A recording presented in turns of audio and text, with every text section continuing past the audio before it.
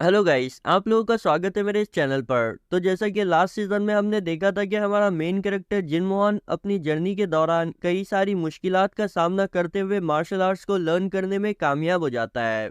फिर वो central planes जाकर अपने सेक्ट के गद्दार यानी कि नॉर्दर्न हेवनली सेक्ट के 4 पिलर्स से बदला लेना स्टार्ट करता है।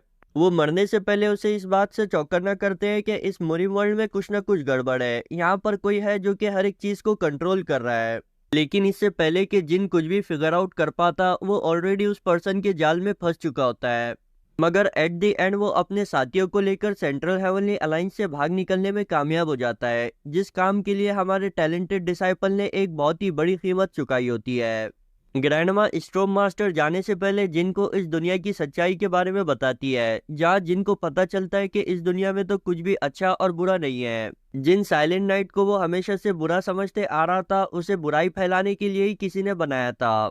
और उस बुराई को रोकने के लिए नॉर्दर्न हेवनली सेट को एक सेंचुरी पहले क्रिएट किया गया। सिर्फ यही नहीं, सेंट्रल हेवनली अलायंस के 9 स्काइज को भी उसी बंदे ने पावर्स दी। और वो खुद भी उन्हीं लोगों के बीच इस पूरी दुनिया की नजरों से परे भेड़ की खाल में भेड़िया बनकर बैठा है। तो बिना किसी देरी के चलिए शुरू करते हैं हमारी इस प्यारी सी सीरीज के सीजन 3 को। तो इस सीजन के स्टार्ट में हमें रात का सीन दिखाया जाता है, जहाँ पर कोई नाव में बैठा ट्रेवल कर रहा होता है। आप इस बंदे के गेटअप और स्वॉर्ड को देखकर ये अंदाजा लगा सकते हैं कि ये और कोई नहीं बल्कि हमारा मेन कैरेक्टर जिन मुआन है। वो ट्रेवल करता हुआ एक आइसलैंड पर मौजूद बड़े से कासल के सामने पहुंच जाता है। वो हमें बताता है कि ये आयरन ब्लड कासल है, जिसे कि नॉर्दर्न हेवनली सेट के 4 पिलर्स में से एक ब्लड वॉरियर ने बनाया है। और ऑब्वियसली वो इस कासल के टॉप पर मौजूद है। वो वहां जाते हुए बताता है कि इस बंदे ने यहाँ पर अपने सेक्ट को इस्टेब्लिश किया और बाहरी दुनिया से अपने सभी कॉन्टैक्ट्स तोड़ दिए। वहां मौजूद मार्शल आर्टिस्ट जिनको अपने सामने देख सोचते हैं कि ये क्या, ये बंदा हमारे इतने करीब पहुंच गया और हमें इसकी भनक तक नहीं हुई। जिन सीधे सीधे उनसे कह देता है कि प्लीज मेरे रास्ते से हट जाओ, अगर तुम में से कोई भी मुझे रोकने की कोशिश करेगा तो फिर मुझे ना चाहते हुए भी उसे मारना होगा। अब ये सुनकर वो मार्शल आर्टिस्ट गुस्से से जिन पर अटैक कर देते हैं। फिर क्या होना था, जिन अपनी सेकंड शॉट निकालकर उन पर अटैक करते हुए उनके बीच से गुजर जाता है। हम देखते हैं कि इस सीजन के पहले चैप्टर से ही जिन ने अपनी खून की होली स्टार्ट कर दी होती है।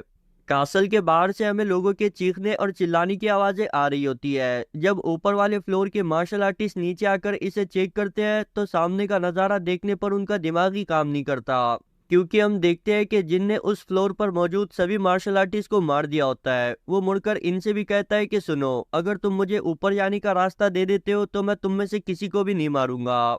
मगर ये मार्शल आर्टिस्ट तो जिनको डीमन कहकर उस पर अटैक कर देते हैं। फिर क्या होना था, हम देखते हैं कि जिन इस फ्लोर के मार्शल आर्टिस्ट को भी मार देता है।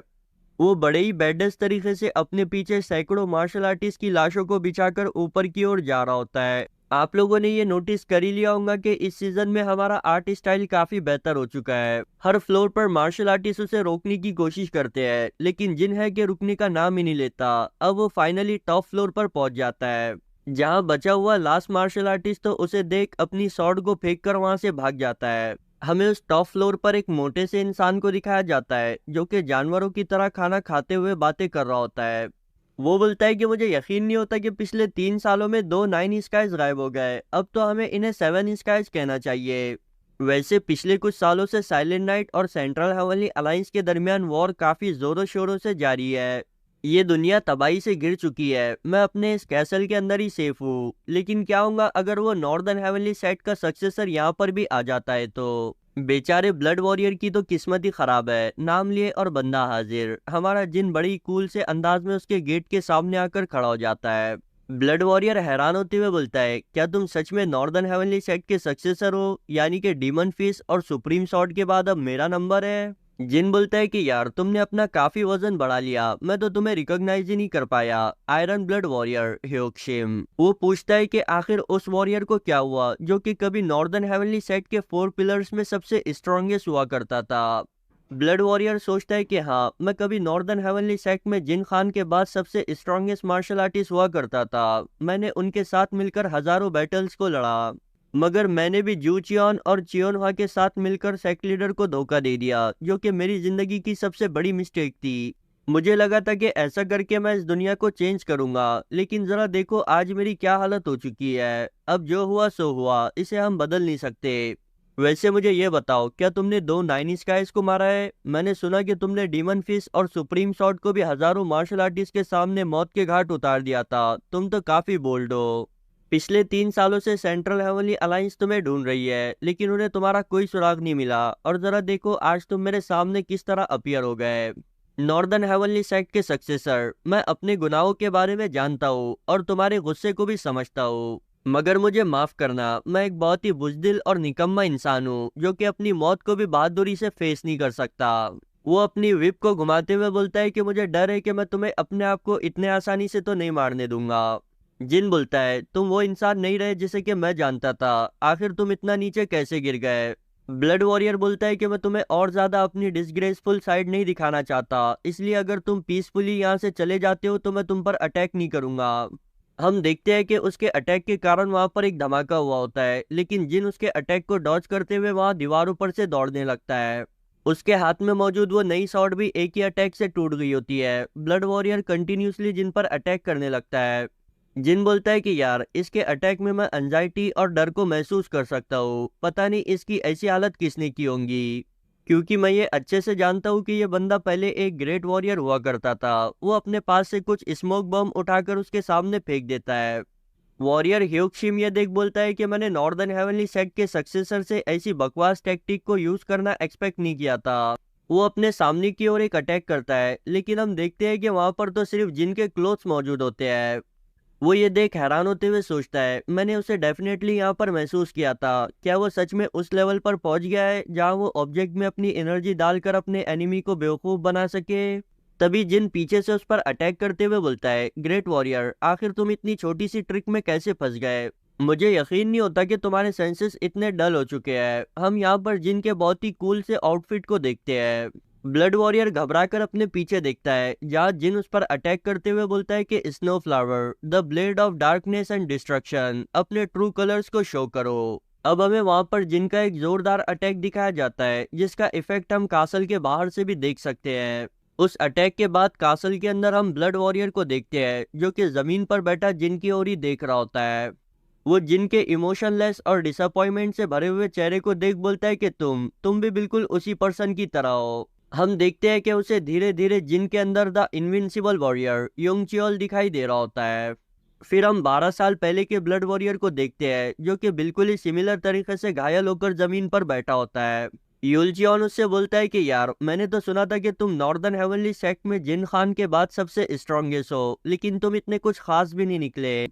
तुम कीचड़ में फंसे उस सांप की तरह हो जो कि फ्यूचर में कभी ड्रैगन नहीं बन सकता। ब्लड वॉरियर डर के मारे कपकपाते हुए सोच रहा होता है कि मैं, जिसने ऑलरेडी नॉर्दर्न हेवनली सेक्ट को धोखा देकर अपनी रेपुटेशन को मिट्टी में मिला लिया था, मैंने सोचा कि क्यों ना सेंट्रल हेवनली अलायंस की स्ट्रॉन्ग फोर्स को डिफीट करके एक न्यू ऑर्डर को लाया जाए, ताकि मैं अपनी रेपुटेशन को दोबारा से बना सकूं। मुझे लगा था कि मैं अपने मार्शल आर्ट के बलबूते पर ऐसा करने में कामयाब हो जाऊंगा, लेकिन जब मैं उस डीमन से फेस टू फेस मिला, वो डीमन जो कि एक्चुअल में मुरिम वर्ल्ड पर रूल करता है, the almighty ruler of world, एक ऐसा बीइंग जिसे ओवरकम करने के बारे में हम सोच भी नहीं सकते। मैं ये शर्त लगाकर कह सकता हूँ कि अगर हम चारों पिलर्स एक साथ मिलकर भी अटैक करते तो भी हम उसका एक बाल भी बाका नहीं कर पाते। उससे मिलने के बाद मेरे सारे एम्बिशंस चकनाचूर हो गए। मुझे समझ आ गया कि हमें सेक्ट लीडर को नहीं मरवाना चाहिए था। इसने हम सभी को मैनिपुलेट करके हमारे साथ एक बहुत ही भद्दा मजाक किया। हम देखते हैं कि वो पागलों की तरह अपनी जान बचाकर वहां से भागने लगता है। वो ये भी बोलता है कि उस दिन उसने मुझे जानबूझकर जाने दिया, वो भी इसलिए क्योंकि वो किसी भी वक्त मुझे ढूंढकर मार सकता है। मैं उस दिन के बाद से कभी भी अपने फियर को ओवरकम नहीं कर पाया। मैंने ये डिसाइड कर लिया था कि मैं एक गुमनाम आइसलैंड पर अपने कासल को बनाकर वही अपनी जिंदगी को गुजारूंगा। अब मैंने अपनी जिंदगी के इतने साल तो यहाँ पर गुजार दिए, लेकिन फिर क्यों क्यों तुम यहाँ आकर मुझे उस डीमन की याद दिला रहे हो? अब यही कहता हुआ वो अपनी एनर्जी को रिलीज करने लगता है, जिस वजह से जिन भी पीछे की ओर सरक जाता है। हम देखते हैं कि उसने अपनी strongest martial art Mad Iron Blood Dragon को एक्टिवेट किया होता है। वो जिन पर अटैक करते हुए बोलता है कि क्यों क्यों मैं तुम्हारे अंदर उसको देख पा रहा हूँ। जिन भी उसके अटैक्स को डॉज करते हुए उसके चारों ओर घूमने लगता है। ब्लड वॉरियर कंटिन्यूसली अटैक्स करते हुए बोलता है कि मेरे कासल से दफा हो जाओ। क्या तुम इस पूरी दुनिया से बदला लेना चाहते हो? तुम इस बारे में जानते भी नहीं कि तुम किसके अगेंस्ट में जा रहे हो। वो इस दुनिया का ट्रू रूलर है जिसका हम जैसे नॉर्मल लोग तो बिल्कुल भी सामना नहीं कर सकते। तुम्हें भी कहीं छुपकर अपनी बाकी की जिंदगी को गुजारना चाहिए। जिन बोलता है, क्या मुझे भी कहीं छुप जाना चाहिए? क्या तुम जानते भी हो कि तुम किससे बात कर रहे हो? हम देखते हैं कि उसने ब्लड वॉरियर के चारों ओर मौजूद फ्लोर पर कट लगा दिया होता है, जिस वजह से वो फ्लोर ढहने लगता है। ब्लड वॉरियर वहां से जंप लगाते हुए सोचता है कि यार, इसने यहाँ पर कट लगा दिए और मुझे महसूस भी नहीं हुआ। सच में लगता है कि मेरे सेंसेस काफी डल हो चुके हैं। फिर वो अपना एक और पावरफुल अटैक जिन पर लॉन्च करता है, जिसे अपनी ओर आता देख जिन अपने शॉर्ट स्लैश के साथ उसे ब्रेक कर देता है। तभी उसका दूसरा अटैक जिन से हिट हो जाता है, जिस वजह से जिन काफी दूर दीवार से जाकर टकराता है। हमें इसका इफेक्ट उस कासल के बाहर से भी दिखाया जाता है। जिन सोच रहा होता है कि नहीं यार, अगर ये ऐसे ही चलता रहा तो फिर मैं काफी डिसएडवांटेज पर आ जाऊंगा। वो उन कंटिन्यूसली हो रहे अटैक्स को डॉज करने के लिए अपनी एक स्पेशल फुट टेक्निक को यूज करने का डिसाइड करता है। हम देखते हैं कि वो हवा में ही दौड़ रहा होता है। इसे हम एक तरह का वॉइड स्टेप कह सकते हैं। ब्लड वॉरियर इस टेक्निक को देख हैरान होते हुए बोलता है कि ये क्या, ये टेक्निक तो ग्रेट टेम्पेस्ट की है। ये जो ग्रेट टेम्पेस्ट है, ये नॉर्दर्न हेवनली साइड के 4 पिलर्स में से ही एक है, जिसके बारे में हमें आगे पता चलेगा। वो बोलता है कि सिर्फ यही नहीं, स्टार्टिंग में इसने जिन शॉर्ट मूव को यूज किया वो सुप्रीम शॉट से काफी सिमिलर थे। पता नहीं इन पिछले सालों में ये कर क्या रहा था। असल में ब्लड वॉरियर इस बात से बेखबर है कि हमारा जिन फाइट के दौरान अपोनेंट के मूव को भी कॉपी कर सकता है। अब जिन बड़ी स्पीड से मूव करते हुए ब्लड वॉरियर पर एक कट लगाने में कामयाब हो जाता है। वो मुड़कर बोलता है कि यार, मैंने निशाना तो उसकी गर्दन को बनाया था, लेकिन किसी तरह वो वहां से मूव करने में कामयाब हो गया। चलो कोई नहीं। वो दोबारा से ब्लड वॉरियर पर अटैक करने के लिए आगे बढ़ता है, लेकिन वो भी अपनी विप का इस्तेमाल करते हुए जिन से दूरी बना रहा होता है। जिन भी परेशान होते हुए बोलता है कि यार, ऐसे तो नहीं चलने वाला, मुझे कुछ भी करके इसकी विप से छुटकारा पाना होगा। वो सीधे ही उन दोनों विप को अपने हाथों में पकड़ लेता है। ब्लड वॉरियर ये देख घबराकर अपनी विप को दोबारा से रिट्रीट कर लेता है। अब जिनको यही तो चाहिए था, वो सीधे ही आगे बढ़कर ब्लड वॉरियर पर अटैक कर देता है। हम देखते हैं कि उसने उसके पेट को कट कर दिया होता है, जिस वजह से ब्लड वॉरियर को काफी तकलीफ हो रही होती है। जिन बोलता है कि यार, मैं तो तुम्हारी अतड़ियों को भी काटना चाहता था, लेकिन लगता है कि तुम्हारे बेली फैट ने तुम्हें बचा लिया। फिर वो उसके शोल्डर पर अटैक करता है, लेकिन हम देखते हैं कि ब्लड वॉरियर ने अपनी विप के जरिए उसकी शॉट को ब्लॉक कर लिया होता है, और इस बार वो काफी गुस्से में भी नजर आ रहा होता है। वो सीधे ही जिन को जोर से घुमाकर जमीन पर पटकता है और फिर अपनी दूसरी विप का इस्तेमाल करते हुए उस पर अटैक करता है, लेकिन हम देखते हैं कि किसी तरह जिन ने उसके अटैक को डॉज करने में कामयाब हो गया होता है। वो सोचता है कि यार, लगता है कि अब ये बंदा काफी गुस्सा हो चुका है। तभी हम देखते हैं कि ब्लड वॉरियर ने तो ऑलरेडी अपनी विप का इस्तेमाल करते हुए दो बड़े बड़े पत्थरों से जिन पर अटैक कर दिया होता है। हमें ऐसा दिखाया जाता है कि जिन उन दोनों ही पत्थरों के दरमियान दब चुका है। ब्लड वॉरियर अपनी एक और मार्शल आर्ट का यूज करते हुए उन पत्थरों को चकनाचूर कर देता है। उस मार्शल आर्ट टेक्निक ने कासल के ऊपर वाले फ्लोर को भी डिस्ट्रॉय कर दिया होता है। अब ब्लड वॉरियर को जिन दिखाई नहीं देता, इसलिए वो उसे अपने आसपास तलाश करने लगता है। उसे कुछ दूरी पर जिन दौड़ता हुआ दिख भी जाता है। वो खुश होकर बोलता है कि हाँ, मैंने तुम्हें ढूंढ लिया। तभी जिन वहां से गायब होकर सीधे ही उसके सामने पहुंच जाता है, और भाई ये देखकर वो काफी डर गया होता है। वो उस पर अटैक करते हुए बोलता है कि यार, तुम यहाँ से चले क्यों नहीं जाते, लेकिन जिन उसके अटैक को डॉज कर कर उस पर एक स्लैश लगाता है। ब्लड वॉरियर जिन की साइड मुड़ता है तो जिन उस पर दूसरी साइड से कट लगाता है। फिर वो इसी तरह काफी स्पीड से उस पर बहुत सारे स्लैशेस को लगा रहा होता है। ब्लड वॉरियर परेशान होते हुए बोलता है कि ठीक है, मैं हार मानता हूँ, तुम जीत गए। मैं तुम्हारे बदले यहाँ से जाने के लिए तैयार हूँ। मैं इस दुनिया के किसी कोने में जाकर छुप जाऊंगा, बिल्कुल इस तरह जैसे कि कभी एग्जिस्ट ही नहीं करता था। लेकिन जिन है कि उसकी सुनने का नाम ही नहीं लेता। ब्लड वॉरियर गुस्से से चिल्लाकर बोलता है कि तुम रूथलेस डीमन कहीं के, क्या तुम सच में मुझे मारकर ही शांत होंगे? हम देखते हैं कि उसने अपनी एक इनविंसिबल आयरन ब्लड स्ट्रेंथ नामी टेक्निक को एक्टिवेट किया होता है, जिस वजह से हमें वहां पर एक बहुत ही बड़ी एनर्जी की बीम को दिखाया जाता है। वो बीम इतनी बड़ी होती है कि उसके सामने हमें कासल छोटा नजर आने लगता है, लेकिन एट द एंड हमें उस बीम के दरमियान एक पर्पल स्टार को दिखाया जाता है, जो कि उस एनर्जी बीम को चीरता हुआ कासल की ओर बढ़ने लगता है। हम देखते हैं कि ये और कोई नहीं बल्कि हमारा जिन होता है, जिसने इस बार अपने अटैक में फुल पावर यूज की होती है।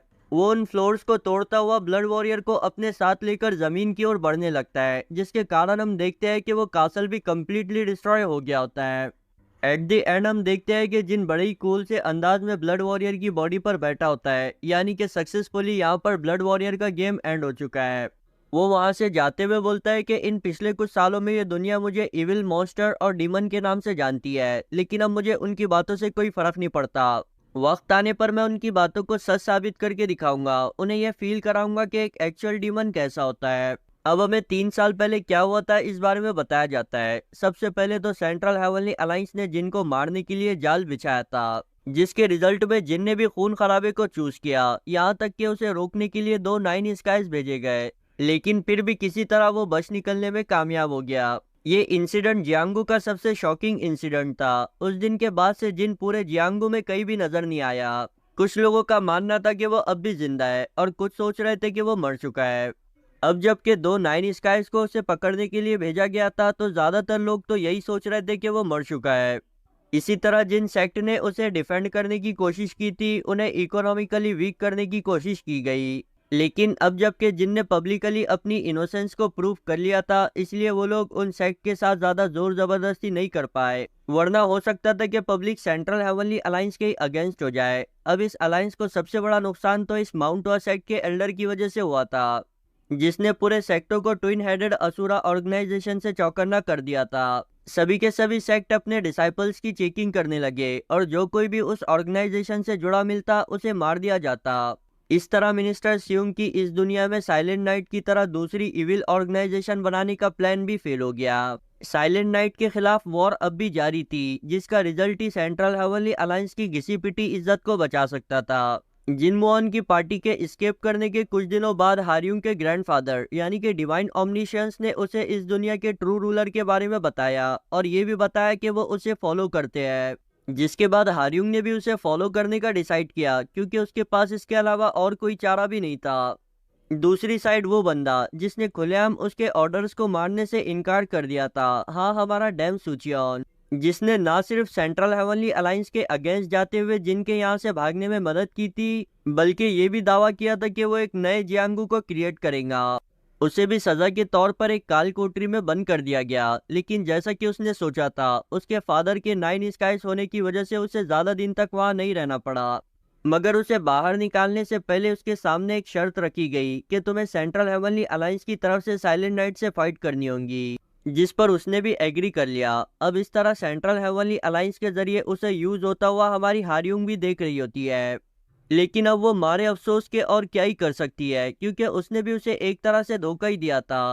वो बताती है कि आज से पहले कभी डैम सूचियोन ने उसे इतने गुस्से से नहीं देखा था। वो अपने किए पर पछता रही होती है।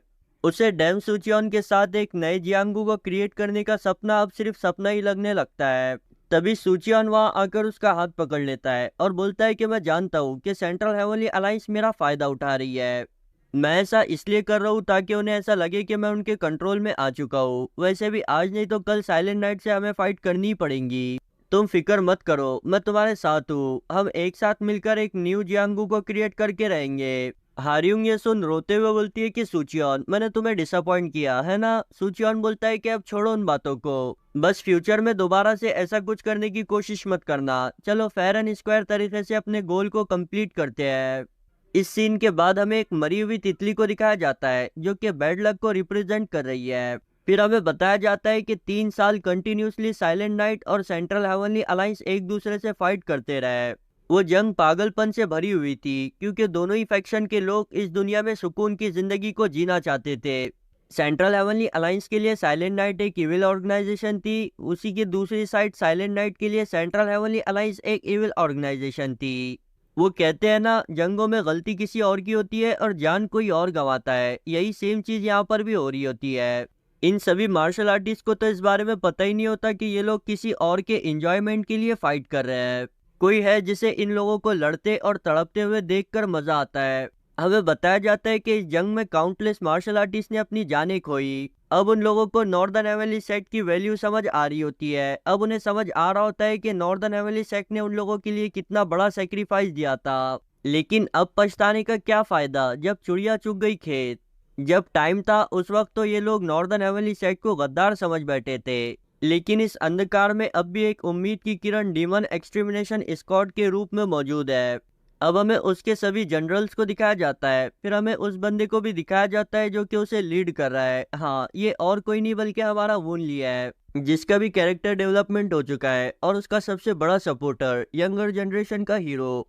वो बंदा जिसने अपने परफॉर्मेंस के दम पर 9 स्काइज में से 7th स्काई की रैंकिंग को हासिल किया है, क्योंकि 2 स्काई तो अजीब तरीके से यहाँ से गायब हो चुके हैं। द हेवनली मार्शल एम्परर डैम सूचियन, जो कि फिलहाल में सेंट्रल हेवनली अलायंस की सबसे बड़ी होप है।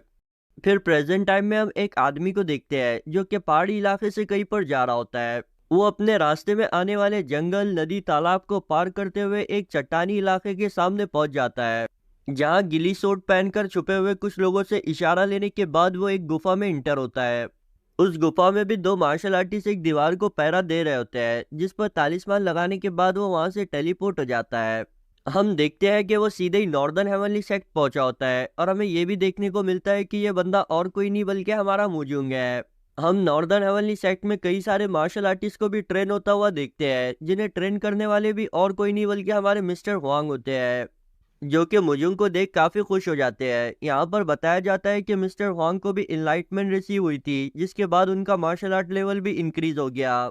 वो मुजुंग से बोलते हैं कि बच्चे, तुम दिन ब दिन काफी बड़े होते जा रहे हो। फिर वो उससे रियो के बारे में पूछते हैं, जिसके बारे में मुझे खुद नहीं पता। हो सकता है कि ये रियो वही इन वाली लड़की हो जिसे कि मुजुंग ने फर्स्ट टाइम बचाने की कोशिश की थी। साइड से क्रेजी स्कॉलर भी आते हुए बोलता है कि हे मुजुंग, मैंने अभी अभी तुम्हारे यहाँ आने की न्यूज़ सुनी। तुम्हें इतना लंबा सफर तय करने में काफी दिक्कत हुई होंगी, इसीलिए गुड जॉब। अब बताया जाता है कि नॉर्दर्न हेवनली सेट को बाहरी दुनिया से छुपाने के लिए सभी ज्योग्राफिकल और आर्किटेक्चरल कैलकुलेशन को हमारे क्रेजी स्कॉलर ने किया।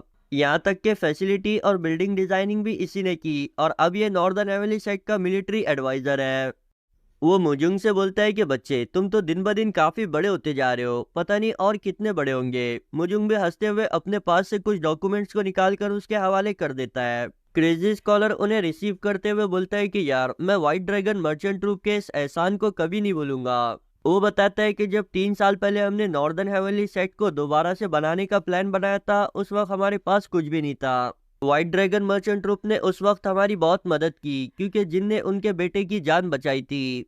मर्चेंट ट्रूप की लीडर ने बड़े ही सीक्रेट तरीके से फिजिकल आइटम्स यानी कि लकड़ी और पत्थर वगैरह को भी फराहम किया। मुजुंग अब इन दोनों ही सेट के दरमियान कम्युनिकेशन की एक कड़ी बन चुका है। क्रेजी स्कॉलर उससे बोलता है कि व्हाइट ड्रैगन मर्चेंट ट्रूप को हमारी ओर से शुक्रिया कहना, उनसे ये कहना कि हम उनके एहसान के तले दब चुके हैं। मुजुंग भी बोलता है कि ठीक है स्कॉलर, मैं आपके इस मैसेज को पहुंचा दूंगा। तभी वहां ट्रेन कर रहे मार्शल आर्टिस्ट अपने साइड में देखकर हैरान होते हुए बोलते हैं कि जरा देखो, तो लगता है कि वो लोग अपने मिशन को कंप्लीट करके आ गए। फिर हमें हमारे मुसांग की ब्लड ब्लेड स्क्वाड को दिखाया जाता है, जिसमें उसके अलावा और 7 मेंबर शामिल है।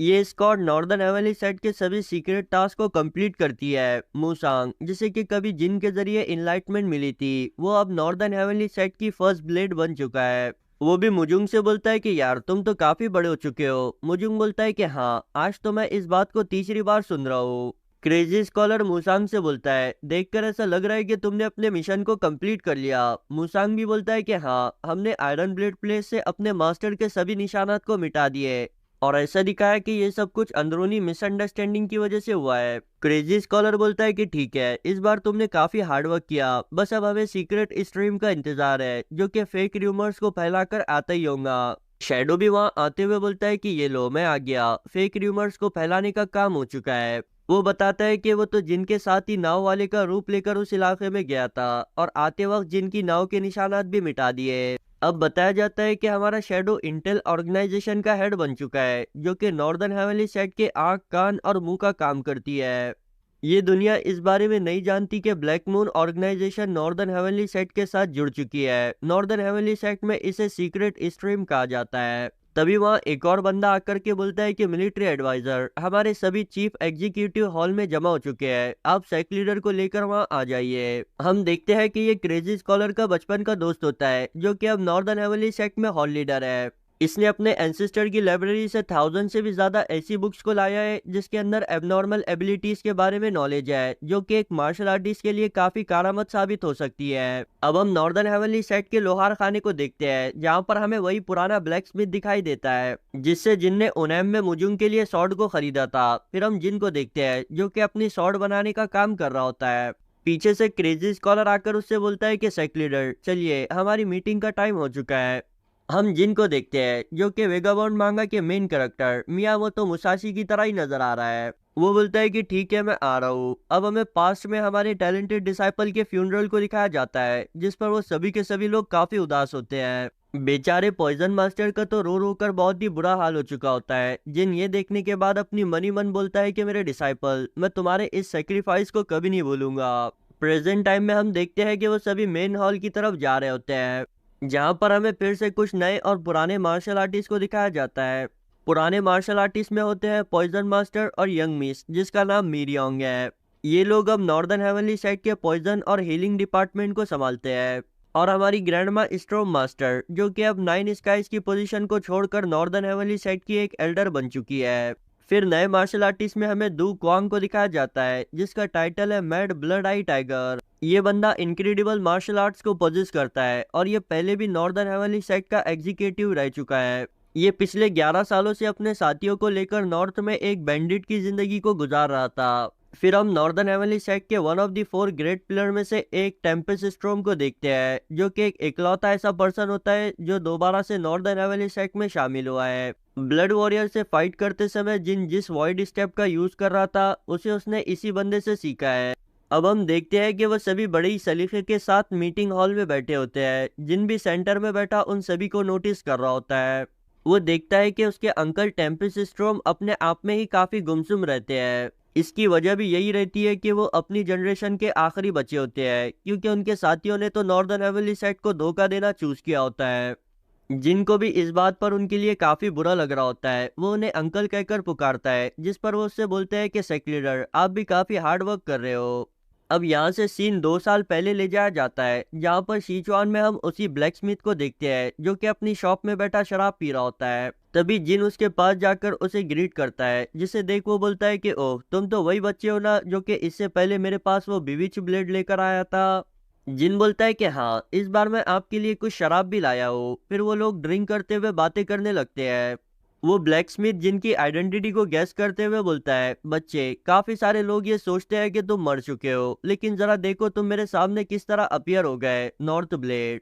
जिन बोलता है कि हाँ, आपने बिल्कुल सही पहचाना। वैसे ये सिचुएशन मेरे यहाँ घूमने फिरने के लिए बिल्कुल भी अच्छी नहीं है, लेकिन अब मैं क्या करूँ, मुझे अपनी ब्लेड को रिपेयर करने के लिए यहाँ आना ही पड़ा। वो ब्लैक स्मिथ बोलता है, तुम इतने आसानी से इस बिविज ब्लेड की इविल की को सरप्रेस कर पा रहे हो, इसलिए मैं जानता था कि तुम कोई ऑर्डिनरी स्वॉर्डमैन तो नहीं हो सकते, लेकिन मैंने ये बिल्कुल भी बिलीव नहीं किया था कि तुम लेजेंडरी नॉर्दर्न ब्लेड होंगे, जिसने पूरे सेंट्रल हेवनली अलायंस की नाक में दम कर रखा है। चलो छोड़ो इन बातों को, अब जबकि तुम इतनी दूर से यहाँ मेरे पास आए हो तो मैं तुम्हारी मदद कर देता हूँ। वैसे मैंने सुना है कि तुम्हें ब्लैक स्मिथ भी आती है। जिन बोलता है कि हाँ, इस दौरान मैं आपकी मदद करूंगा। फिर हम देखते हैं कि वो दोनों ही मिलकर जिनकी स्वॉर्ड को रिपेयर करने का काम स्टार्ट कर देते हैं। हमें एक और बार यह बताया जाता है कि वेपन डिवाइन या डिमोनिक बनेगा, यह बनाने वाली की विल पर डिपेंड करता है। अब जबकि जिनके पास इस वेपन को बनाते वक्त दोनों ही अच्छे और बुरे इमोशंस मौजूद थे, इसलिए ये वेपन बिविच बन गया, यानी कि दोनों का ही मिक्सचर।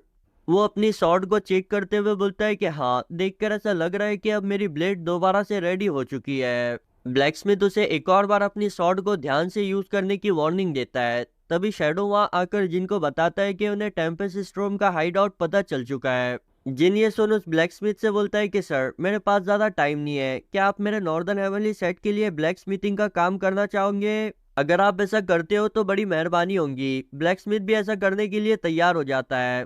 जिनको तो थोड़ी देर के लिए कुछ समझ ही नहीं आता, क्योंकि उसने इतने फास्ट आंसर को बिल्कुल भी एक्सपेक्ट नहीं किया होता। वो ब्लैक स्मिथ बोलता है कि इसमें सोचने वाली क्या बात है, इस सुनसान से इलाके में मेरी जिंदगी काफी झंड हो चुकी है, ये काफी अच्छा होगा अगर मेरा हुनर किसी के काम आता है तो। फिर हमें टेम्पेस्ट स्टॉर्म के स्टॉर्म माउंटेन को दिखाया जाता है, जहाँ पर हमारा जिन अकेले ही पहुंच गया होता है। वो अपने चारों तरफ मार्शल आर्टिस्ट को देखने लगता है। टेम्पेस्ट स्टॉर्म ठीक उसके सामने एक कुर्सी पर बैठा होता है। जिन उसे देख अपने मनी मन बोलता है कि डीमन फेस, सुप्रीम शॉट, इन दोनों के बाद अब तुम्हारी बारी है।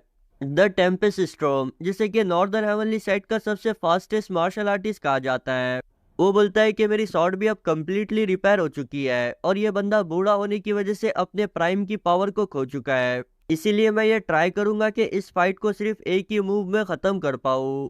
अब यहाँ जिन ने तो टेम्पेस्ट स्टॉर्म को कुछ ज्यादा ही अंडर एस्टिमेट कर दिया होता है, क्योंकि टेम्पेस्ट स्टॉर्म पलक झपकते ही उसके बिल्कुल ही सामने पहुंच जाता है। जिन ये देख हैरान होकर अटैक करते हुए सोचता है कि ये क्या, इतनी एज होने के बाद भी ये इतना फास्ट है, पता नहीं अपने प्राइम में कितना फास्ट होगा। तभी हम देखते हैं कि टेम्पेस्ट स्टॉर्म फाइट करने के बजाय सीधे ही अपने घुटनों को जिन के सामने टेक देता है, जिनको तो ये देखने के बाद अपनी आंखों पर यकीन ही नहीं होता।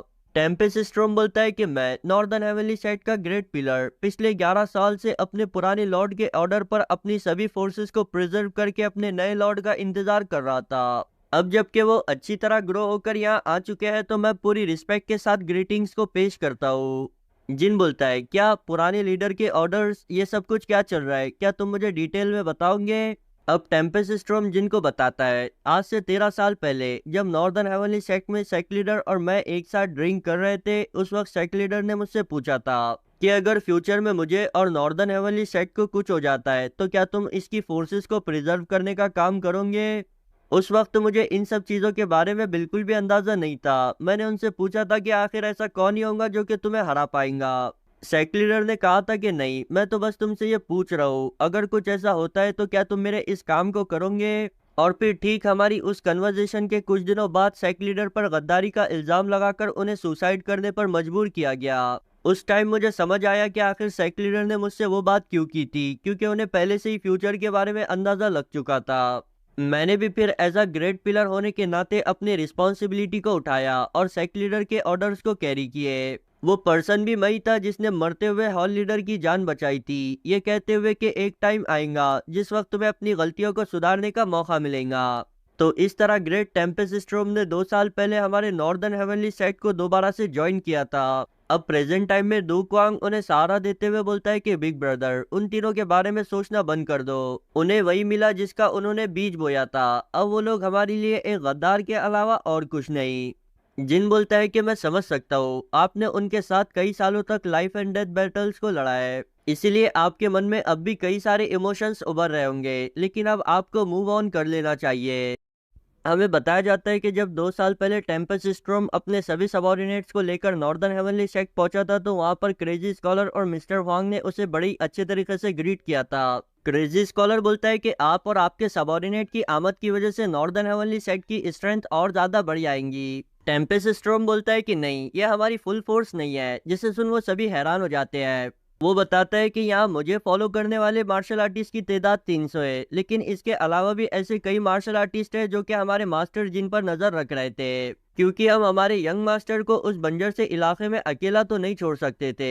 अब ये सुन मिस्टर वांग हैरान होते हुए बोलते हैं, अब मुझसे ये मत कहना कि वो बैंडेट्स। टेम्पेस्ट स्टॉर्म बोलता है कि हाँ, फ्लाइंग बैरन स्कॉट जो कि पिछले 11 सालों से नॉर्थ के उस रेगिस्तान में एक बैंडिट्स की तरह जी रही है, उनका काम ही शैडो में रहते हुए हमारे यंग मास्टर की प्रोटेक्शन करना था। उन्हें लीड करने वाले और कोई नहीं बल्कि हमारे Blood Eye Tiger Du Kwang थे। मगर जब नॉर्दर्न हेवनली सेक्ट में 9 स्काइज के बच्चे आए तो उन्होंने उनसे दूरी बना ली ताकि वो एक्सपोज ना हो जाए। इसी दौरान वहां पर डीमन ऑफ चाउस की एंट्री हुई और फिर उसके बाद क्या हुआ वो तो आप सभी जानते हैं। उस दिन के बाद से उन्होंने कंटिन्यूसली 7 सालों तक जिन जब माउंटेन्स में अपनी ट्रेनिंग कर रहा था तो उसे बाहरी खतरों से प्रोटेक्ट किया। सिर्फ यही नहीं बल्कि उसे खाना लाकर देने वाले मिस्टर वांग की प्रोटेक्शन भी वही लोग करते। यही रीजन था कि मिस्टर वांग की सफर करते हुए एक बार भी किसी चोर डाकू से मुलाकात नहीं हुई। अब इस बात को जानने के बाद जिन टेम्पेस्ट स्टॉर्म के साथ नॉर्थ के रेगिस्तान में फ्लाइंग बैरन स्कॉट से मिलने के लिए चला जाता है। वहां मौजूद डू क्वांग जिन की तारीफ करने लगता है कि किस तरह जिन ने 7 साल कड़ी ट्रेनिंग करते हुए अपनी मार्शल आर्ट्स को सुधारा। और फिर पूछता है, क्या मैं आपको याद हूँ। जिन बोलता है कि ऑफ कोर्स, आखिर मैं ग्रैंड मास्टर क्वांग को कैसे भूल सकता हूँ, जो कि नॉर्दर्न हेवनली सेक्ट के पहले ही एग्जीक्यूटिव रह चुके हैं। वो बोलता है कि मैंने ये सोच लिया था कि नॉर्दर्न हेवनली सेक्ट ने मुझे धोखा दे दिया है, लेकिन ये सोचना कि आप लोग शैडो में रहकर मेरी प्रोटेक्शन कर रहे थे, इस बात के लिए मैं आपका सच में काफी शुक्रगुजार हूँ। डुक्वांग बोलता है कि ऐसा मत कहिए यंग मास्टर, हमें तो आपके लिए काफी सॉरी फील होता है क्योंकि हम जैसों के होते हुए भी आपको इतना सारा टॉर्चर सहना पड़ा। मेरा दिल दुखने लगता है जब भी मैं इस बात को याद करता हूँ कि आप पर बचपन में क्या बीती होंगी। जिन बोलता है कि अब जो कुछ भी होना था हो गया, वैसे भी हार्ड टाइम ही स्ट्रॉन्ग पीपल को क्रिएट करता है। अब मैं दोबारा से नॉर्दर्न हेवनली सेट को क्रिएट कर रहा हूँ, तो क्या आप हमें ज्वाइन करना चाहोगे। डुक्वांग अपने साथियों को इनकरेज करते हुए बोलता है कि ऑफ कोर्स, इतने सालों से हम इसी चीज का तो इंतजार कर रहे थे। अब ये देख जिन भी काफी खुश हो जाता है। तभी डूकॉन्ग मुड़कर बोलता है कि एक मिनट, तुम मुझे काफी दुबले पतले नजर आ रहे हो। मुझे अब तुम्हारी स्ट्रेंथ को चेक करना है कि सच में तुम हमारे मास्टर कहलाने के लायक भी हो या नहीं। अब ये सुनकर वो सभी मार्शल आर्टिस्ट और ज्यादा चिल्लाने लगते हैं। टेम्पेस्ट स्टॉर्म ये देख अपने माथे को हाथ लगाकर बोलता है कि यार ये बंदा फिर से शुरू हो गया, इसकी आदत आज तक नहीं बदली। फिर हम देखते हैं कि जिन और डूकॉन्ग एक अखाड़े में कुश्ती खेलना स्टार्ट करते हैं, जहां डूकॉन्ग जिन से बोलता है कि यंग मास्टर, अगर आप मुझे यहाँ पर किसी भी तरह हरा देते हैं तो फिर मैं आपको एक्नॉलेज कर दूंगा। जिन भी बोलता है कि ठीक है, मैं अपना बेस्ट ट्राई करूंगा। फिर अपने मन में सोचता है कि यार मैं अपनी ब्रूट स्ट्रेंथ का यूज करते हुए तो इन्हें नहीं हरा सकता, यानी कि स्ट्रेंथ के मामले में मैं डिसएडवांटेज पर हूँ। मुकाबला स्टार्ट होते ही हम देखते हैं कि डूकॉन्ग जिन को उठाकर पटक देता है। फर्स्ट टाइम हम जिन के इतने हैरानी भरे फेस को देखते हैं, क्योंकि उसे समझ ही नहीं आया होता है कि आखिर उसके साथ यहाँ पर हुआ क्या। डूकॉन्ग बड़े ही जोश से बोलता है कि यंग मास्टर एक और बार हो जाए, मगर अब जिन तो कुछ कह ही नहीं पाता। ये देख डूकॉन्ग हंसते हुए बोलता है कि यंग मास्टर क्या हुआ, क्या आप थक चुके हैं। अब ये सुन जिन दोबारा से उठने लगता है। डूकॉन्ग भी अपने हाथ पर थूक लगाकर उसकी ग्रैपलिंग को मजबूत करता है। फिर वो दोनों दोबारा से पोजीशन में खड़े हो जाते हैं। डूकॉन्ग बोलता है कि यंग मास्टर आपने तो मुझे काफी डिसअपॉइंट कर दिया। जिन बोलता है कि ऐसी बात नहीं है, आप कुछ ज्यादा ही स्ट्रांग हो। अब इनका सेकेंड राउंड स्टार्ट होता है, जहां पर जिन स्टार्टिंग से ही अपना पूरा जोर लगा रहा होता है, जिसे देख डूकॉन्ग हैरान होते हुए सोचता है, मैं इस बारे में श्योर हूँ कि young master first time wrestling कर रहा है, लेकिन एक ही राउंड में इतना कुछ सीख लेना, सच में हमारे यंग मास्टर तो बहुत ही बड़े जीनियस हैं। मगर मेरे ओवरवेलमिंग वेट और स्ट्रेंथ के सामने उनकी ट्रिक्स काम नहीं आने वाली। हम देखते हैं कि उसने दोबारा से जिन को हरा दिया होता है। वो जिन से हंसते हुए बोलता है कि यंग मास्टर इस बार आपने काफी गुड ट्राई किया था। फिर इसी तरह थर्ड राउंड स्टार्ट होता है, जहां पर हमारे जिन ने भी अब काफी कुछ समझ लिया होता है। वो राउंड के स्टार्ट होते ही डूकॉन्ग के चंगुल से निकल जाता है। फिर अपनी तेजी का इस्तेमाल करते हुए डूकॉन्ग के पैर पर रस्सी बांधने लगता है और फिर उसकी चेस्ट पर चढ़कर उसे सक्सेसफुली जमीन पर चारों खाने चित करने में कामयाब हो जाता है। अब डूकॉन्ग ने तो यह बिल्कुल भी एक्सपेक्ट नहीं किया होता कि वो इतने जल्दी हार जाएगा। जिन उसे उठाते हुए बोलता है कि अंकल आप ही ने मुझसे कहा था कि मैं किसी भी तरीके को यूज कर सकता हूँ। डूकॉन्ग बोलता है कि हाँ बिल्कुल, मैं तुम्हारी विक्ट्री को एक्नॉलेज करता हूँ। फिर वो उन सभी लोगों के सामने जिनको अपना मास्टर एक्नॉलेज कर देता है, जिसके बाद हम देखते हैं कि उसके सभी के सभी सबॉर्डिनेट भी जिनके सामने झुक चुके होते हैं। तो इस तरह हमारे नॉर्दर्न हेवनली सेक्ट की स्ट्रेंथ और ज्यादा इंक्रीज हो जाती है, जिसे देख मिस्टर हुआंग के आंखों में तो आंसू आ जाते हैं। फिर हम प्रेजेंट टाइम में उसी मीटिंग हॉल को देखते हैं, जहां पर ग्रैंडमा बोलती है, भले ही हम ब्लड वॉरियर की डेथ को उसकी मेंटल कंडीशन खराब होने से जोड़ सकते हैं, लेकिन शॉर्ट सेज की डेथ के बारे में क्या, क्योंकि उसके बारे में इस तरह के रूमर्स पर सेंट्रल हेवनली अलायंस ही क्या कोई भी यकीन नहीं करेगा। शैडो भी बोलता है कि हाँ ये बात बिल्कुल सही है, क्योंकि शॉर्ट सेज तो बिल्कुल ही डिसिप्लिन और रैशनल इंसान था। हमने पहले तो ये रूमर्स फैलाए थे कि उसकी फाइट साइलेंट नाइट के हुरिकन डीमन से हुई थी, जो कि यहाँ वहाँ भटकना पसंद करता है।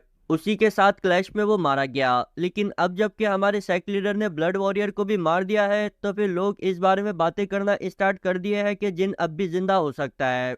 इसीलिए इस बात को देर नहीं लगेगी कि जब लोग ये भी फिगर आउट कर लेंगे कि शॉर्ट सेज को भी हमारे जिन ने ही मारा है। ग्रैंडमा माफी मांगते हुए बोलती है कि सेक्ट लीडर, लगता है कि मैंने आपको दोबारा से परेशानी में डाल दिया।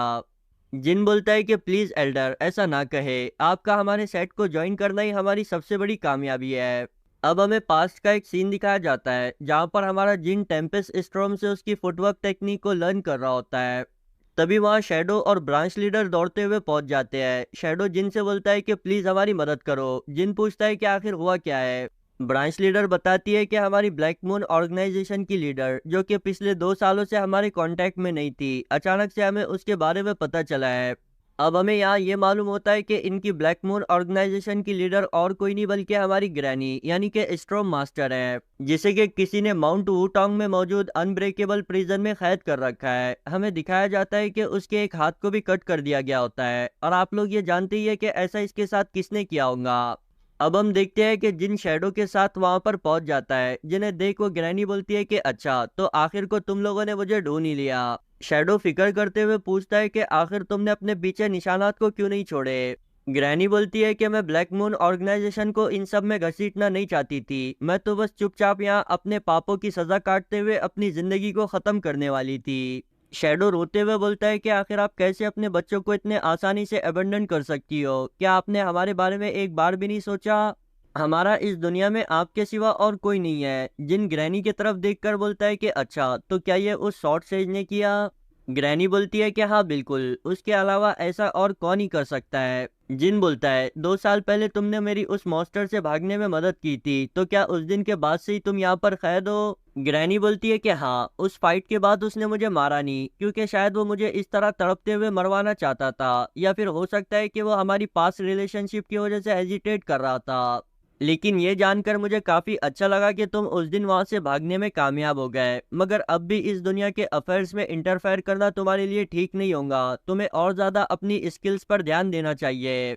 सबसे इम्पोर्टेंट बात तो यह है कि तुम्हें इमोशंस में बहकर मुझ जैसे क्रिमिनल की मदद नहीं करनी चाहिए, जिसने खुद दूसरों का साथ देकर तुम्हारे सेक्ट को डिस्ट्रॉय किया था। मगर जिन अब उसकी बातों पर ध्यान ना देते हुए उसे बांधने वाली बेड़ियों को कट कर देता है, और फिर उसके अंदर एनर्जी ट्रांसफर करते हुए बोलता है कि ये कितना अच्छा होगा अगर तुम मुझे दूसरे 9 स्काइज के बारे में नॉलेज देती हो। तो मैं तुम्हारी मदद सिर्फ इसलिए कर रहा हूँ क्योंकि 2 साल पहले तुमने भी मेरी मदद की थी। मेरी वजह से तुम्हें काफी कुछ सहना पड़ा।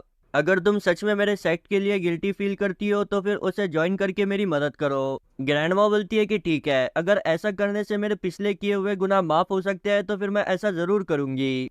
फिर वो लोग ग्रैंडमा को लेकर वहां से जाने लगते हैं, जहाँ रास्ते में ग्रैंडमा उनको बताती है कि यहाँ की सिक्योरिटी काफी टाइट है। लेकिन हम देखते हैं कि हमारे मुसांग की स्क्वाड ने उस सिक्योरिटी की वाट लगा दी होती है, जिसे देख ग्रैंडमा भी कुछ देर के लिए शॉक हो जाती है। मुसांग बोलता है कि हमने यहाँ से आगे का रास्ता क्लियर कर लिया है, लेकिन रीइंफोर्समेंट कभी भी आती होंगी, इसलिए आपको यहाँ से निकलना चाहिए। हम भी अपने सबूतों को मिटाकर बस आपके पीछे ही आते होंगे। जिन बोलता है कि ठीक है, सेक्ट में तुमसे मुलाकात होंगी। ग्रैंडमा ये सब कुछ देख बोलती है कि यार, तुम लोगों की ग्रोथ स्पीड तो बिल्कुल ही टेरिबल है। फिर हम देखते हैं कि जिन ग्रैंडमा को लेकर वुडोंग माउंटेन की रेंज से बाहर आ चुका होता है, तभी हमें आसमान में एक पर्सन को दिखाया जाता है, जो कि जंप लगाकर इन लोगों के रास्ते को रोक लेता है। हम देखते हैं कि ये पर्सन और कोई नहीं बल्कि हमारा शॉर्ट सेज होता है। वो ग्रैंडमा से बोलता है कि यार, मैं हमारे पास के रिलेशनशिप की वजह से तुम्हें मारना नहीं चाहता था, लेकिन देखकर ऐसा लग रहा है कि तुम बहुत ही बेसब्री से मरना चाहती हो। जरा देखो अपने आप को, एक 9 स्काई होते हुए किसी दूसरे मार्शल आर्टिस्ट के जरिए रेस्क्यू किए जाना, क्या तुम्हें अपने ऊपर जरा भी शर्म नहीं आती? ग्रैंडमा बोलती है कि वाह, कह भी कौन रहा है वो बंदा जो कि खुद किसी दूसरे के ऑर्डर्स को बिल्कुल किसी कुत्ते की तरह फॉलो करता है। जिन शैडो से बोलता है कि तुम ग्रैंडमा को लेकर यहाँ से चले जाओ, मैं इससे निमट कर तुम्हें ज्वाइन कर लूंगा। शैडो भी उसे अपना ध्यान रखने के लिए कहता हुआ वहां से चला जाता है। शॉर्ट से ये देख उससे पूछता है कि आखिर तुम हो कौन, और तुम्हारे अंदर इतना कॉन्फिडेंस आ कहाँ से रहा है कि तुम मुझे डिफीट कर दोगे? जिन भी अपने मास्क को उतारते हुए बोलता है कि हाँ हाँ, तुम्हें भी मरने से पहले अपने मारने वाले को जानने का पूरा हक है। शॉर्ट सेज उसे देखकर ताली बजाते हुए बोलता है कि हाँ, तो जैसा कि मैंने एक्सपेक्ट किया था, ये तुम हो जिन मुआन, है ना? तुम पिछले कुछ सालों से सेंट्रल हेवनली अलायंस से छुप रहे थे, लेकिन मैं ये जानता था कि तुम मेरे सामने एक ना एक दिन जरूर अपीयर होंगे। और देखकर ऐसा लग रहा है कि मैंने जो एडवाइस तुम्हें पास्ट में दिया था उसे तुमने अच्छे से फॉलो किया है, क्योंकि तुम्हारी ब्लेड इस बार मुझे काफी अच्छी नजर आ रही है। तो चलो अब शुरू करते हैं। वो दोनों ही आगे बढ़ते हुए एक दूसरे पर अटैक कर देते हैं, लेकिन हम देखते हैं कि उनमें से कोई भी जख्मी नहीं होता। शॉर्ट से जैसे ही पीछे मुड़ता है तो वह देखता है कि जिन तो ऑलरेडी उस पर अटैक करने के लिए उसके पास पहुंच चुका है। फिर हमें उन दोनों के दरमियान एक क्लैश को दिखाया जाता है। हम देखते हैं कि शॉर्ट सेज ने अपनी पांचों शॉट का यूज करते हुए जिन के अटैक को ब्लॉक किया होता है। ये देख जिन अपनी शॉट को छोड़कर सीधे ही शॉर्ट सेज को अपने हाथों से पकड़कर जमीन पर पटक देता है। अब शॉर्ट फाइट के दौरान जिनके ऐसे इलीगल मूव को शॉर्ट सेज ने बिल्कुल भी एक्सपेक्ट नहीं किया होता। वो बोलता है कि आखिर ये कैसा जंगली तरीका है फाइट करने का, मगर जिनको तो इन बातों से बिल्कुल भी फर्क नहीं पड़ता। वो अपनी शॉर्ट को उठाकर सीधे ही शॉर्ट सेज के गले में घोंपने की कोशिश करता है। शॉर्ट सेज भी ये देख अपनी शॉर्ट को की के जरिए कंट्रोल करते हुए जिन पर अटैक कर देता है, जिस वजह से जिन को वहां पर अटैक किए बिना ही वहां से हटना पड़ता है। वो परेशान होते हुए अपने मन ही मन बोलता है कि यार, इस बुड्ढे की ये शॉट की कंट्रोल तकनीक काफी अनोइंग है। अब यहाँ वो उन फ्लाइंग शॉट को ब्लॉक कर ही रहा होता है कि साइड से शॉट से जाकर उस पर एक घातक अटैक कर देता है, जिससे वो काफी बाल बाल बचता है। हम देखते हैं कि उस अटैक के कारण उसके कुछ बाल कट चुके होते हैं। वो भी शॉर्ट सेज पर एक काउंटर अटैक करता है, जिससे कि शॉर्ट सेज पीछे की ओर हटते हुए डॉज कर लेता है। अब जिनको भी ये समझ आ गया होता है कि वो इस फाइट में अगर एक सेकंड के लिए भी अपना ध्यान भटकाता है तो उसे एक बहुत बड़ी कीमत चुकानी पड़ सकती है। शॉर्ट सेज तो बड़ी एटीट्यूड के साथ अपनी 7 तलवारों को लेकर जिन को देख रहा होता है। फिर वो लोग दोबारा से फाइट करना स्टार्ट करते हैं। जिन शॉर्ट सेज के फ्लाइंग शॉट्स को ब्लॉक करते हुए बोल रहा होता है कि भले ही मैंने उस सरप्राइज अटैक के जरिए उसे थोड़ा जख्मी किया था, लेकिन उसके बाद भी वो अपनी शॉट को इतने एफिशिएंट तरीके से कंट्रोल कर पा रहा है। सच में ये बंदा तो शॉर्ट सेज कहलाने के लायक है। वैसे मैं इस फाइट को और ज्यादा समय तक नहीं खींच सकता, मुझे अपने एक ही अटैक के साथ इसे एंड करना होगा। मगर शॉर्ट सेज तो अपनी शॉट को जिनके आसपास घुमाते हुए अपनी एक्सट्रीम अजूरे शॉट आर्ट को एक्टिवेट करता है। फिर अपने हाथों के जरिए ऊपर की ओर इशारा करता है, जिस वजह से हम देखते हैं कि वहाँ की ग्रेविटी रिवर्स हो गई होती है। इस अचानक से हुए डिस्टरबेंस की वजह से जिनको भी काफी इंटरनल इंजरी होती है। अब उसे यूं सफर करता देख शॉर्ट सेज आगे बढ़कर उस पर अटैक कर देता है। मगर हम देखते हैं कि जिन ने भी उसके अटैक को ब्लॉक कर दिया होता है। शॉर्ट सेज जिन पर अपनी फ्लाइंग शॉट से अटैक करता है, जिन्हें डॉज करते हुए जिन शॉर्ट सेज को काफी कड़ी टक्कर दे रहा होता है। इस दौरान हम देखते हैं कि जिन को भी काफी चोटें आती है, मगर जिन उन पर ध्यान ना देते हुए शॉर्ट सेज के बाजू पर भी एक कट लगाने में कामयाब हो जाता है, जिससे गुस्सा होकर शॉर्ट सेज अपनी एक फुटवर्क टेक्निक का यूज करते हुए जिन पर अटैक कर देता है, जिसके कारण जिन पीछे की ओर घसीटा जाता है। अब शॉर्ट सेज गुस्से गुस्से में अपने कुछ मूव को परफॉर्म करते हुए अपनी एक और टेक्निक को एक्टिवेट करता है, जिसका नाम होता है यूनिफाइड स्वॉर्ड। ये टेक्निक देखने में जितनी अच्छी नजर आ रही होती है उतनी घातक होती है, क्योंकि शॉर्ट सेज सिर्फ अपने हाथ के एक इशारे से ही उस जंगल के बहुत ही बड़े एरिया को कट कर देता है। हमें उसकी स्वॉर्ड एनर्जी के अंदर एक चाइल्ड के रूप में कल्टीवेशन गॉड को दिखाया जाता है, जिनको उस एनर्जी को डिफेंड करने में काफी मुश्किल हो रही होती है। उसे अचानक से ग्रैंडमा की बात याद आती है, जिसने उसे बताया होता है कि अगर तुम किसी तरह शॉर्ट सेज के माइंड को थोड़े टाइम के लिए डाइवर्ट करने में कामयाब हो जाते हो तो फिर तुम उस पर अपने एक फाइनल ब्लो को लैंड कर सकते हो। जिन भी अब शॉर्ट सेज को प्रोवोक करते हुए बोलता है, क्या तुम्हारे पास सिर्फ इतना ही कुछ है? तुमसे अच्छी शॉर्टमैनशिप तो सुप्रीम शॉर्ट ने परफॉर्म की थी। अब ये सुन शॉर्ट सेज गुस्सा होकर उस पर चिल्लाते हुए बोलता है कि बकवास करना बंद करो, तुम्हारी ऐसी छोटी मोटी ट्रिक्स मेरे ऊपर काम नहीं आने वाली। मगर हम देखते हैं कि जिनको तो ऑलरेडी उसकी टेक्निक में एक गैप दिख चुका होता है। अब वो भी अपनी हेवन ऑब्लिरेटिंग डीमन शैडो ब्लेड को एक्टिवेट करते हुए शॉर्ट सेज पर अटैक करने के लिए आगे बढ़ जाता है।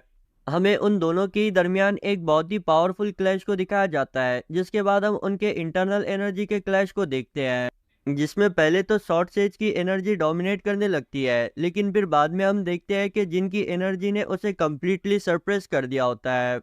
इन दोनों के क्लैश से निकलने वाली शॉकवेव ने लिटरली आसमान में मौजूद बादलों को भी दो हिस्सों में बांट दिया होता है।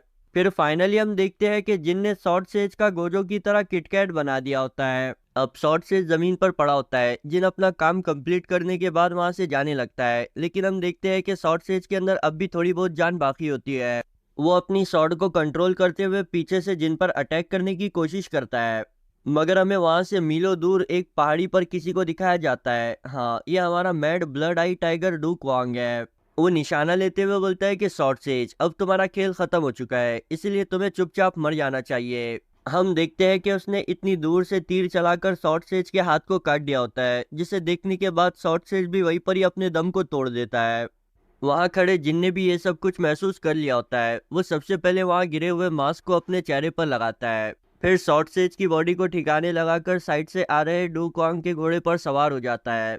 डूक्वांग उसकी तारीफ करते हुए बोलता है कि यंग मास्टर, आपने काफी बढ़िया काम किया। मगर अब जबकि एक नाइन स्काई मर चुका है और दूसरा हमारी टीम में शामिल हो गया है, यानी कि दो नाइन स्काई का एक टाइम पर गायब हो जाना, क्या आपको नहीं लगता कि ये सेंट्रल हेवनली अलायंस में काफी कमोशन क्रिएट करेगा? जिन बोलता है कि हाँ, लेकिन अगर हम हमारे मिलिट्री एडवाइजर के हिसाब से जाते हैं तो फिर हम इस शॉर्ट सेज की मौत को होराइकन डीमन की करतूत बता देंगे, जिसके कारण कंफ्यूजन क्रिएट होगा और हमें कुछ और टाइम मिल जाएगा प्रिपेयर करने के लिए।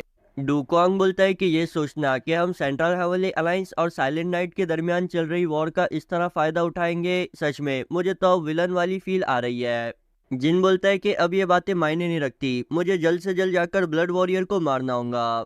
फिर हमें बताया जाता है कि हर बार की तरह ग्रैंडमा का ट्रीटमेंट भी हमारे पॉइजन मास्टर ने किया। फिर उनके ट्रीट होने के बाद उन्होंने अपनी कुछ इंटरनल एनर्जी टेक्निक को जिन को सिखाया। अब इतनी प्रिपरेशन करने के बाद जिन गया था ब्लड वॉरियर से फाइट करने के लिए, लेकिन वहां उसे सिवाय डिसअपॉइंटमेंट के कुछ न मिला, क्योंकि उस ब्लड वॉरियर को तो पहले ही हमारे इस सीरीज के मेन विलन ने ट्रॉमेटाइज कर रखा था, वो भी इतना कि वो अपने कासल से बाहर निकलने के लिए भी डर रहा था।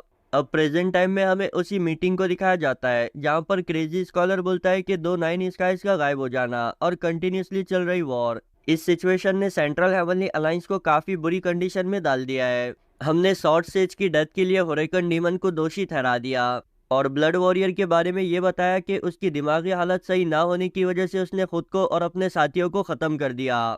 शैडो बोलता है कि लेकिन अब भी कई सारे लोगों का ये मानना है कि ये काम जिन मुआन का हो सकता है। क्रेजी स्कॉलर बोलता है कि अच्छा, तो देखकर ऐसा लग रहा है कि हमारे सेट का भी दोबारा से इस दुनिया में रीअपियर होने का वक्त आ चुका है।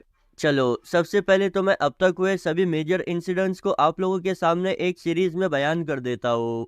3 साल पहले साइलेंट नाइट और सेंट्रल हेवनली अलायंस के दरमियान एक वॉर स्टार्ट हुई थी जिसमें फाइट करने के लिए डीमन एक्सट्रीमिनेशन स्क्वाड को भेजा गया। उसके बाद मिनिस्टर सियुंग ने जिन को एलिमिनेट करने का प्लान बनाया जिससे जिन और उसके साथी बड़ी मुश्किल से बच निकले।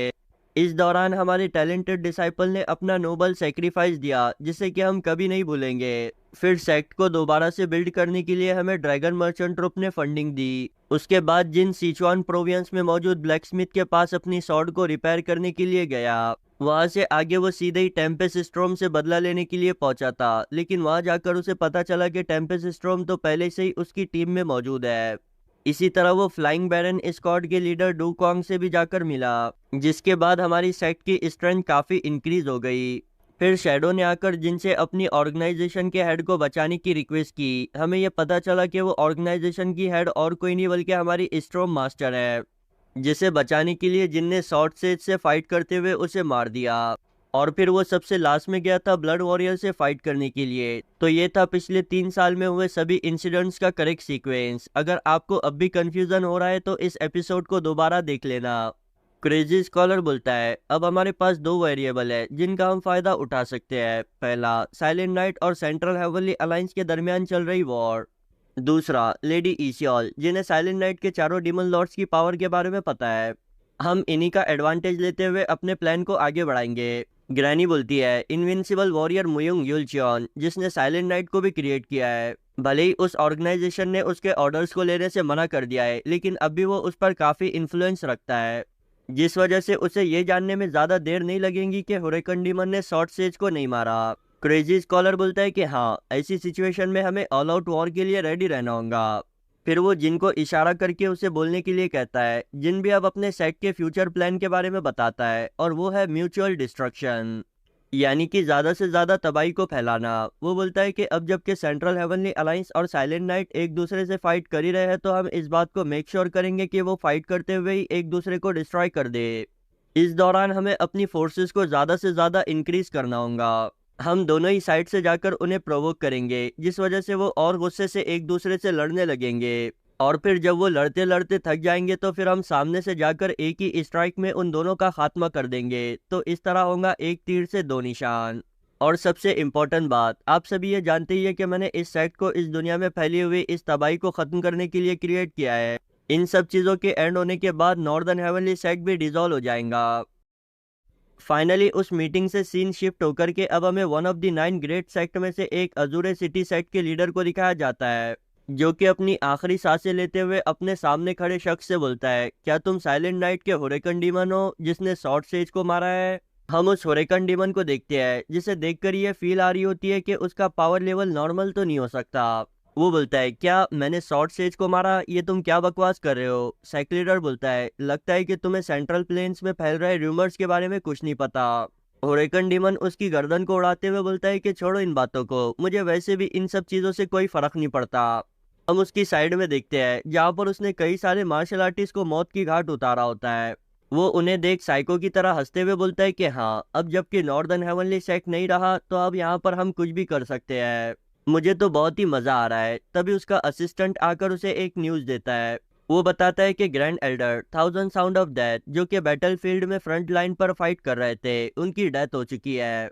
और उन्हें मारने वाला पर्सन और कोई नहीं बल्कि हमारा हेवनली मार्शल एम्परर डैम सूचियन है। हुरिकन डीमन हैरान होते हुए बोलता है, क्या ग्रैंड एल्डर मारे गए, वो भी उस बच्चे के हाथों? क्या वो सच में इतना स्ट्रांग हो चुका है?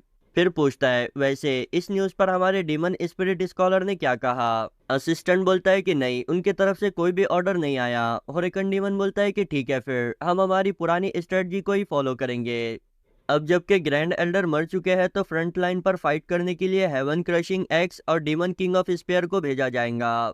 मैं शीचुआन की तरफ जा रहा हूँ और which of the white night वो कहाँ जाएंगी मुझे नहीं पता। मैं अपने रास्ते में आने वाले सभी सेट को मौत की नींद सुलाने वाला हूँ। मैं उन्हें यह महसूस कराऊंगा कि सेंट्रल प्लेन्स में अब वो बिल्कुल भी सेफ नहीं है।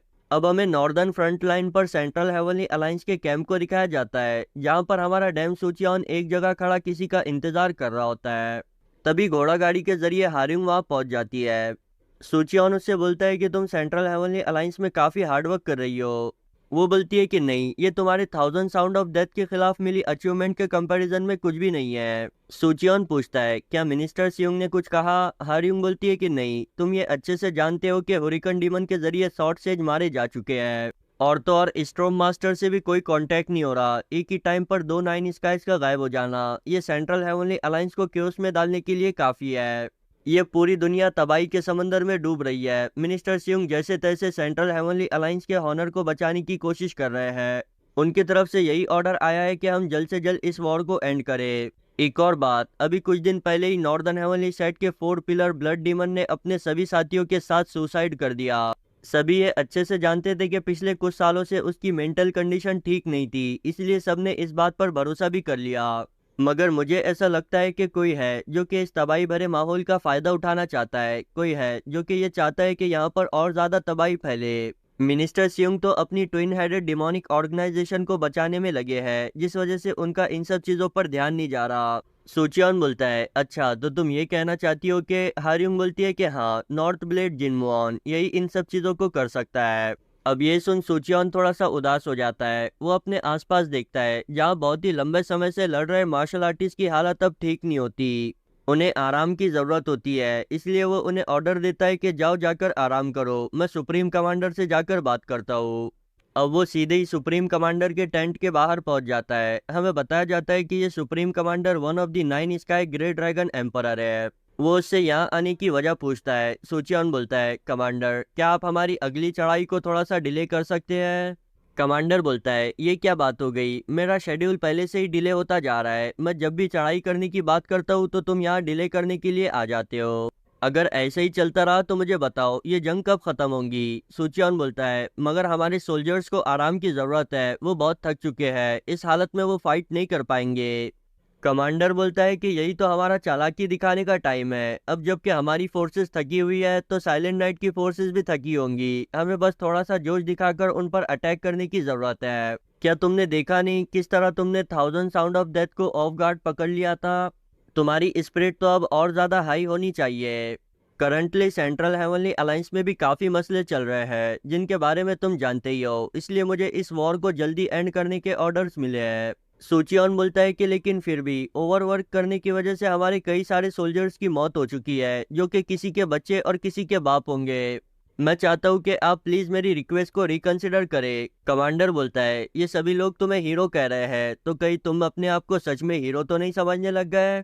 अगर तुम सभी लोगों की फिक्र करने लगोगे तो कभी सुकून से नहीं जी पाओगे। भले ही ज्यादा नुकसान के साथ हासिल की हुई विक्ट्री विक्ट्री नहीं कहलाती, लेकिन फिर भी कभी कभी हमें ऐसे टफ डिसीजंस को लेना पड़ता है। हमेशा याद रखना, बगैर सेक्रीफाइसेस के वॉर को जीता नहीं जाता। तुम्हें उन लोगों के लिए हमदर्दी फील करने के बजाय फ्यूचर में मिलने वाली अचीवमेंट्स के ऊपर ध्यान देना चाहिए। इन दी एंड तुम और मैं ही यहाँ पर सरवाइव करेंगे, इसलिए अपने इस हीरो के रोल को प्ले करना बंद करो और जाओ जाकर कल के अटैक की तैयारियां करो। अब इस बात से सुचियन बिल्कुल भी खुश नहीं होता। उसे जिनकी याद आ रही होती है कि किस तरह उन दोनों ने साथ मिलकर डीमन ऑफ चाओस को हराया था। वो आसमान की तरफ देखकर सोच रहा होता है कि जिन तुम कहाँ पर हो। फिर हम वोनली को देखते हैं, जो कि टेंट में आते हुए बोलता है कि क्या हो गया, अचानक से इस अर्जेंट मीटिंग की अनाउंसमेंट क्यों की गई। वो हारियुंग को देख बोलता है कि ओह, तो तुम भी सेंट्रल हेवनली अलायंस से रिटर्न आ गई। हारियुंग बोलती है कि हाँ, मैं आज ही आई हूँ। तभी वो डैम सुचियन के उतरे हुए चेहरे को देख हारियुंग से इशारे में पूछता है कि भाई इसे क्या हो गया। हारियुंग बोलती है कि मुझे भी नहीं पता, तुम खुद ही पूछ लो। वुनली बोलता है कि ब्रदर, कल हम लोग फाइट के लिए निकलेंगे, बहुत जल्द ये जंग भी एंड हो जाएंगी। सुचियन बोलता है कि नहीं, कल हम लोग फाइट नहीं करने वाले। वुनली बोलता है ये तुम क्या बात कर रहे हो। हारियुंग बोलती है कि हाँ, ये तो कमांडर का ऑर्डर है ना। सुचियन बोलता है कि भले ही वो कितना ही कहे कि हमें वॉर में सेक्रीफाइसेस देना ही पड़ते हैं, लेकिन मैं ऐसे बेवजह के सेक्रीफाइसेस नहीं देने वाला। उन लोगों की भी तो फैमिली है, उनके भी तो इम्पोर्टेंट लोग हैं जो कि उनका इंतजार कर रहे हैं। मेरा गोल कम से कम सेक्रीफाइसेस के साथ जीत को हासिल करना है। हमारा कमांडर सोल्जर्स की लाइफ को कुछ ज्यादा ही हल्के में ले रहा है। कल अटैक करना उन्हें मौत के मुंह में ढकेलने के बराबर होगा। हारियुंग और वुनली घबराते हुए बोलते हैं कि अब हमसे ये मत कहना कि तुम वो करने वाले हो। सूचियोन सीरियस फेस के साथ बोलता है कि हाँ, आज रात मैं सुप्रीम कमांडर यानी कि ग्रेट ड्रैगन एम्परर को मारने वाला हूँ। फिर हमें रात का सीन दिखाया जाता है जहाँ पर सुप्रीम कमांडर घोड़े बेचकर सो रहा होता है। तभी उसकी आंख खुलती है और फिर वो अपने सामने डैम सूचियोन को देखता है। वो घबराते हुए अपने वेपन को उठाकर बोलता है कि यार तुमने तो मुझे सरप्राइज कर दिया। डैम सूचियोन सीरियस होकर उससे बोलता है कि कमांडर, अपनी पोजीशन को मेरे हवाले करके चुपचाप सेंट्रल हेवनली अलायंस चले जाओ। कमांडर बोलता है कि ये तुम क्या बकवास कर रहे हो, कहीं तुम्हारा दिमाग तो खराब नहीं हो गया। सूचियोन बोलता है, मैंने तुमसे काफी पोलाइट तरीके से रिक्वेस्ट की थी लेकिन तुमने मेरी रिक्वेस्ट को डिनाई कर दिया। अब लगता है कि मुझे तुम्हें अपनी पावर्स को शो करवाना ही होगा। हम देखते हैं कि वो वहां पर एक जोरदार अटैक कर देता है जिस वजह से कमांडर दूर पीछे की ओर घसीटा जाता है। वो चिल्लाकर बोलता है कि ये तुम क्या कर रहे हो, मैंने तुम्हें इतनी इज्जत दी, ओहदा दिया, और क्या तुम बदले में मुझे इस तरह ट्रीट करने वाले हो। सूचियोन बोलता है कि चुपचाप सेंट्रल हेवनली अलायंस चले जाओ, यहाँ से आगे जंग की कमान को मैं संभालूंगा। कमांडर गुस्से से बोलता है कि बच्चे, तुम अपनी हद पार कर रहे हो, देखना इस बार तुम्हें तुम्हारे फादर भी नहीं बचा पाएंगे। वो वहां मौजूद सभी लोगों को डैम सूचियोन को रोकने का ऑर्डर देता है लेकिन फिर वो देखता है कि कोई भी उसके ऑर्डर को एक्सेप्ट नहीं करता। अब उसे समझ आ गया होता है कि इन सभी लोगों की मिलीभगत हो चुकी है। वो उनसे बोलता है कि तुम सिर्फ थोड़ा वेट करो, एक एक करके मैं तुम सभी को भी मारूंगा। तभी डैम सूचियोन उस पर अटैक करते हुए बोलता है कि ओहो, पहले तुम खुद को तो बचा लो, बाद में दूसरों को मारने के बारे में सोचना। हमें उन दोनों की एनर्जी का एक बहुत ही बड़ा क्लैश दिखाया जाता है जिसके सामने आसपास के लोग तो बिल्कुल चींटी की तरह नजर आ रहे होते हैं। धूल के हटने के बाद हम देखते हैं कि वो दोनों कंटिन्यूसली एक दूसरे पर अटैक कर रहे होते हैं। जहां सूचियोन कमांडर के अटैक को डॉज करते हुए उसकी पसली में एक घूसा मारता है, फिर उसे एक अपर कट देता है जिस वजह से कमांडर के मुंह से भी खून जाने लगता है। वो भी अपने एक काउंटर अटैक को करता है जिसे कि सूचियोन बड़ी आसानी के साथ डॉज कर लेता है।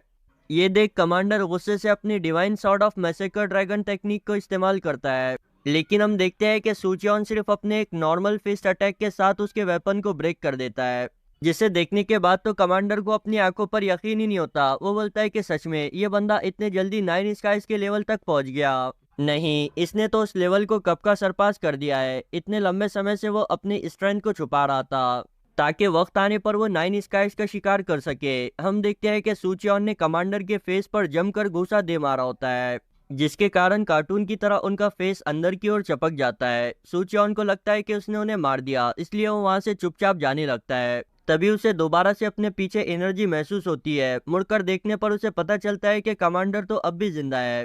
वो चिल्लाकर बोलता है कि मैं तुम सभी को मार दूंगा, फिर अपनी जबरदस्त एनर्जी को रिलीज करने लगता है। ऐसा लग रहा होता है जैसा कि वो यहाँ पर सेल्फ डिस्ट्रक्ट करने वाला हो। लेकिन डैम सूचियोन को तो इसे देखने के बाद भी कोई फर्क नहीं पड़ता। वो अपने एक हाथ में divine light of manicure technique को एक्टिवेट करते हुए उसे कमांडर के आर पार कर देता है।